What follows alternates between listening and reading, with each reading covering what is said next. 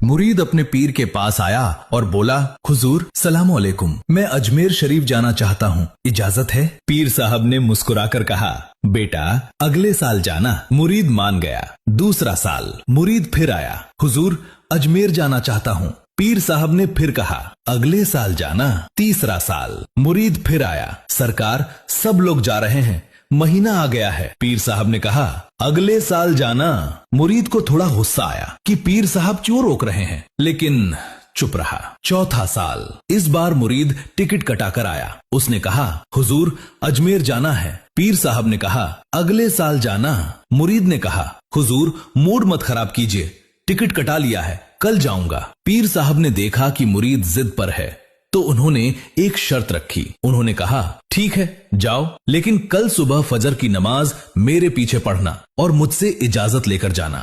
मुरीद तैयार हो गया। सुबह फजर की नमाज हुई। जैसे ही नमाज खत्म हुई, बाहर बस आ गई और हॉर्न बजाने लगी। मुरीद जाने के लिए तैयार था, लेकिन पीर साहब नमाज के बाद आंखें बंद करके तस्बीह पढ़ने लगे। बस वाला हॉर्न बजा रहा था। मुरीद बेचैन था। वो सोच रहा था कि पीर साहब आंख खोलें तो मैं जाऊं, लेकिन पीर साहब की आंखें नहीं खुली और बस वाला चला गया। मुरीद का गुस्सा 7वें आसमान पर पहुंच गया। वो झोला लेकर गुस्से में खड़ा था। जब बस चली गई तब पीर साहब ने आंखें खोली और देखा मुरीद गुस्से में खड़ा है। पीर साहब, बेटा अजमेर जाओगे? मुरीद, हम जाएंगे, आप ही ने तो ना जाने देने के लिए ये सब किया, गाड़ी चली गई। पीर साहब, गुस्सा मत कर, मैं तुम्हें भेजता हूँ, अपनी आंखें बंद कर। पीर साहब ने कहा, पहला कदम उठा और आंख बंद रख, दूसरा कदम उठा और आंख बंद रख, तीसरा कदम उठा और अब आंखें खोल दे। जैसे ही मुरीद ने तीसरे कदम पर आंखें खोली तो उसने देखा कि फतेहपुर सीकरी गायब है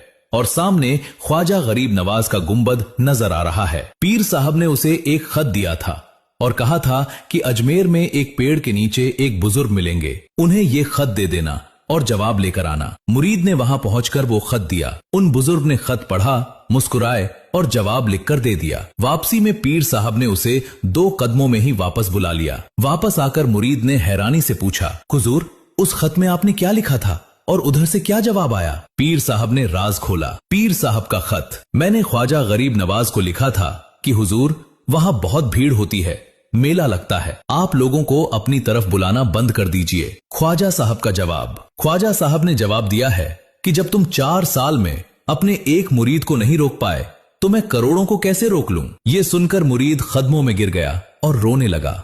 उसने कहा, हुजूर आज मुझे इस्लाम की अजमत समझ आ गई। जब अजमेर के ख्वाजा का ये आलम है कि वो अपने चाहने वालों को नहीं रोकते और इतनी ताकत रखते हैं, तो मदीने वाले मुस्तफा का आलम क्या होगा।